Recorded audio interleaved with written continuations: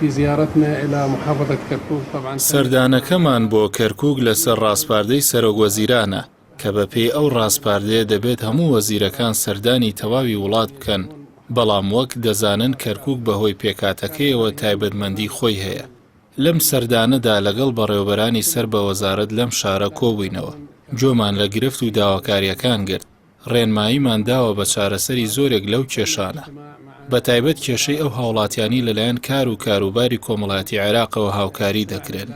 بەڵام نابێت ئەوەمان لە یاد بچێت لە پرۆژە یاسای بودجەی 2021دا بەشێک لە بودجەی وەزارەتی کار بڕدراوە و خراونەتە سەر بوارەکانی دیکەی خەرجی. بۆیە ئێستا لەگەڵ لیژنەی دارایی پەرلەمان و وەزارەتی دارایی فیدراڵی و سەرۆکاتی ئەنجومەنی وەزیران لە پەیوەندی داین تاوەکو لانی کەم بەشێک لە پارە گوازراوەکان بگەڕێنرێتەوە سەر حسابی وەزارەتی کار و بەسەر هاوڵاتیانی کەم دەرامەت و خاوەن پێداویستی تایبەتدا دابەش بکرێت.